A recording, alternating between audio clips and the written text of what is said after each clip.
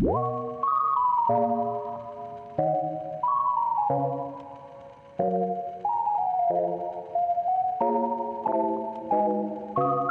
Clem, I'm Harry, and welcome back to the Audio Bros. where we discuss all things audio. And today we've got a different kind of video where we'll be showing you our setups. So let's start off with the computer side of things. So I mainly compose my music on a 2017 MacBook Pro with an i5 and 8GB of RAM. And as far as software, I use Logic Pro X as my music production software predominantly. However, I have gone out into Ableton and Pro Tools, but I keep coming back to Logic just because it does everything so well in my opinion. I use many different plugins and many different softwares to make music. However, predominantly I'd say I tend to use Native Instruments as my primary source for VSTs and plugins. Right, back into the real world. So for speakers or monitors, I use JBL LSR 305s, the first gen ones, as at the time when I got them around 3 or 4 years ago now. They were the best studio monitors in the price range that I had, and I personally love them. They have an extremely flat frequency response for that price of monitor, and also they reveal everything to you when you're mixing and when you're mastering. They may not be as well known or as well used as the KRK Rocket 5s or Yamaha HS5s, but they provide a nice middle ground between them, with the KRKs in my opinion being slightly too boomy and muddy and the Yamaha HS5s not quite having enough power and bass. They provide a nice in between that balances out both of the negatives from them to bring a good positive package. Being a JBL studio monitor, they feature JBL's patented waveguide, which basically makes your sweet spot slightly wider so you can reach out to something on a mixing desk or reach out onto something else whilst listening to the music, and it makes that little sweet spot where your tweeters hit you even wider, which makes listening and mixing a hell of a lot easier. It also makes the tweeters themselves sound absolutely excellent from any angle. Moving down, I have these studio monitors sat on a pair of foam pads that were specifically made for this size and monitor range, and that is to isolate them from the stand so I don't have any other vibrations or any other sounds like resonating the desk or anything like that, so they sound as clean and as natural as possible for when I am mixing.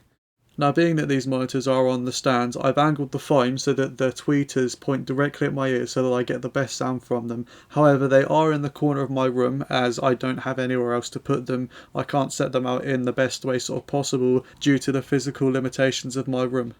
And even though their placement isn't in the optimum position, they still sound absolutely amazing. These are my Wharfdale Diamond 230s, and honestly, I wouldn't trade them for anything. Finding a tower speaker that looks good, sounds good, and is reasonably priced is basically unheard of, but that's exactly what these are. They look good, they sound good, and they're not too expensive. The reason they sound good is probably mainly down to that downward facing port at the bottom.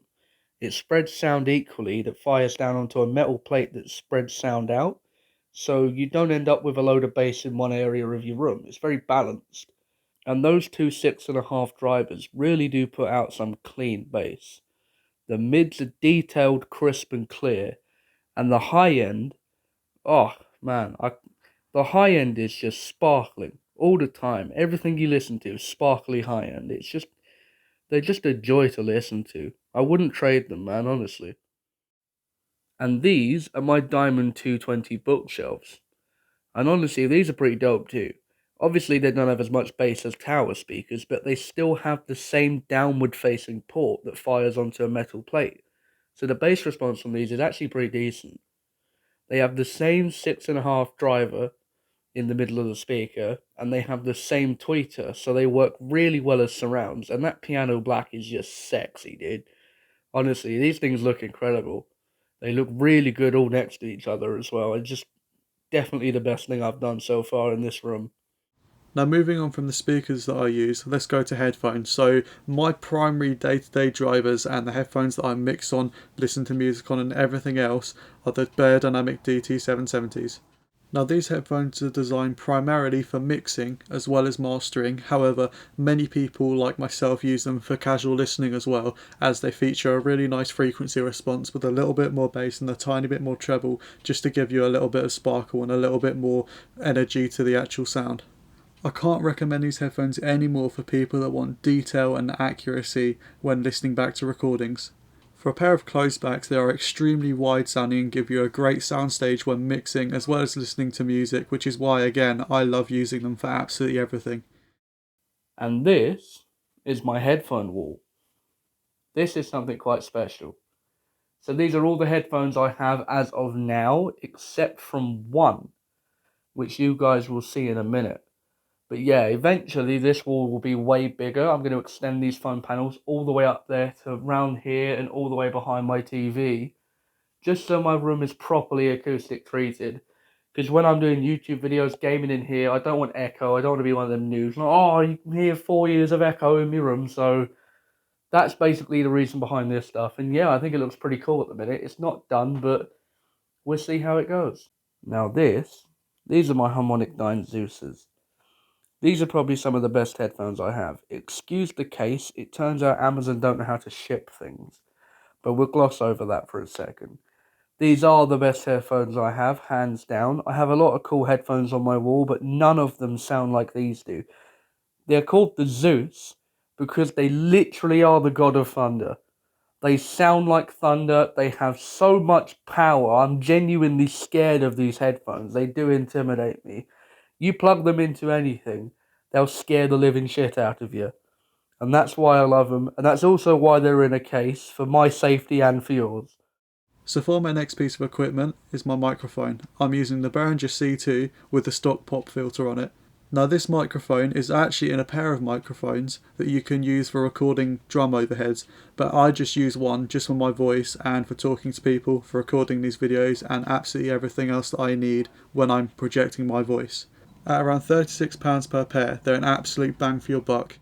They sound extremely clean and I use them for talking to people and anything projecting my voice, including these videos and including what you're hearing right now. Being that they're £36, in my opinion, I think they compete all the way up to ones triple and even quadruple their price, like the Blue Snowball or the Blue Yeti. Now these pair of microphones are XLR microphones, they are not USB, you can't plug them straight into your computer, they need to be powered as they are a cardioid condenser microphone.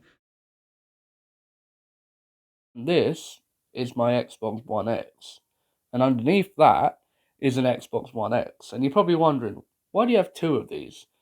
Well, the bottom one doesn't work, and the top one does. That's mainly why I have two of these. I kind of refurbish, fix, and repair consoles, so it's not too hard to find replacement parts for me. That top console is basically an all-parts console. So anything that breaks in it, I can just swap out for something else and make it work again. It's not much of an issue. But this basically runs my whole hi-fi setup. This is the heart and soul of it all. I have Spotify running off here, which is not the best streaming platform, but it works perfectly fine for me. That I play music through, and it goes straight to my amplifier and out of my speakers, and it sounds great for me. I have on my amplifier, it has a headphones out, so I can listen to headphones while I'm chilling in bed or whatever. Works perfectly fine for me. And the console's sick as well. Honestly, it was the highest performing console we had until they brought out the Series X. It's actually pretty close to the Series S. So if you want a Series S, you might as well just get yourself a Series X because they're pretty similar. Bringing me on to my next piece of equipment, my audio interface. The Focusrite Scarlett 2i2 2nd Gen is the interface that I use, and it features two balanced outputs at the rear and one headphone balanced output at the front. As for inputs, it has two on the front and they can be used for either a 1/4 inch jack, a 1/4 inch TRS or an XLR cable. It has either a line or an instrument switch which you can switch depending on what you're plugging into it, and it also has phantom power on both of these inputs. Now to connect my microphone to my interface, I just have a basic XLR cable that you guys can buy anywhere. I personally bought mine on Amazon and it's red to match the rest of my setup, but any XLR cable will do. The quality of the XLR cable does not matter too much as long as you don't have too much interference in between it. Now back to my interface, the reason that I bought the Focusrite interface is because it has some of the cleanest preamps for its price. It's extremely well built with almost all metal construction apart from the front faceplate and the actual dials themselves. It has a really sleek look and obviously it's red so it's going to fit in with my setup that is improving as time goes by, and it looks great on top of my keyboard. And a fun fact for you guys, it features the same preamps in the 18i20 as this Focusrite 2i2, so you know you're getting a really good quality product for the price. And this is my Marantz NR1608. Now, sadly, they recently discontinued this just because I don't think they was making any money from it. They were selling these so cheap and they're so good, I don't see how you could make money from it. But they do have a replacement. It's called the NR16. I think it's the '09. And the cool thing is, the '09 is basically this, except it has a slightly better amplifier, but the screen isn't as bright on the front. So I think I got the best deal, to be honest. And these sound great. They have a kind of warm sound, which for me is perfect. I like a warmer kind of sounding setup, so they do everything I ask and more. And I think they look pretty cool. I really like that curved fascia on the front of it. I think it looks sick with the two dials that are very mechanical. I like what Marantz do. I like their products, and I think this is probably one of their best for the price range. Now on to my next piece of gear, my keyboard, the Native Instruments A61. The reason that I bought the Native Instruments A61 was because, as previously mentioned, I use a lot of Native Instruments plugins and VSTs, and it syncs directly up to those, so I don't have to worry about mapping or any of that when I'm creating. I can just load up a synth or a patch, I can modify it really quickly and get the sound that I'd like. Being an A61, it features 61 semi-weighted keys, which are brilliant for playing piano itself and for programming drums, and it also has a small LCD screen so you don't have to look at your computer monitor when making changes to synths and patches. Next to this screen, it features some buttons that allows you to control your DAW, which is very useful for when you're mixing stuff on the fly again and you don't want to have to keep looking at your screen. It also features a modulation and pitch wheel down at the bottom left, and those feel absolutely amazing. They're the best that I've felt on any keyboard so far, and they give you ultimate control on what you're doing when playing VSTs or when going back and making different creative decisions. I love this keyboard. It does everything that I want exactly to the way that I want it, and with its price, it's really decently priced for all the functionality and compatibility you get with software. And this is where I mix and make music. We have a Lenovo Y70 Touch sitting on a PSR S700 Yamaha keyboard. Now, this isn't an ideal setup, but it's a setup I've got and it's a setup I use. I don't make music to the extent that Clem does, so I don't need all professional gear.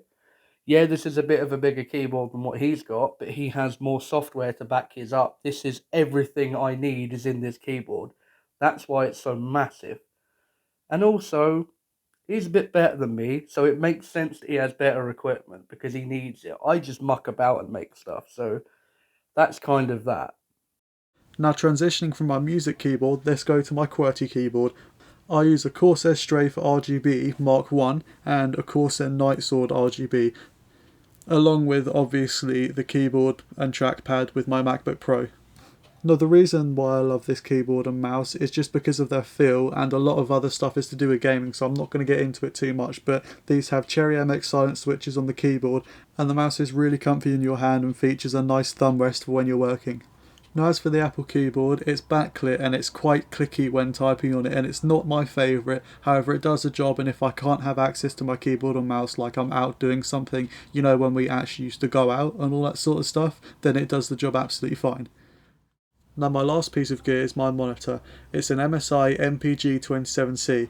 It is a 1920 by 1080 monitor, so 1080p, and it has a 144Hz refresh rate, which is brilliant for gaming and makes using Logic extremely smooth, even though that for some reason I can only output 120Hz from my HDMI and my MacBook. But when using my PC, it's 144Hz, it's really smooth, and it's great for editing videos like I'm doing right now. And for the time, it featured a lot of specs that were in monitors twice the price, which is why I loved it, and I think it's a great choice and it's a great monitor. Oh, and also did I mention it has RGB on it. Now this next section is going to be accessories and other stuff that I have on my desk. So I have my Native Instruments complete hard drive, which came in the package when I bought it, and that contains the bulk of the VSTs, so you don't have to download them if your internet's bad. It makes it a million times easier installing them. I also have a Lenovo extension cable, as my MacBook only has USB Type-C, so I have to use that to extend the rest of my stuff. And it's got a cool charging function and an HDMI output, so I can plug that in and work with my normal setup as if I were on my PC. I also have a 500 gig Seagate SSD drive that I use to back up all my music projects and other stuff like that. And now we've got a cinematic of both of our setups for you guys to see.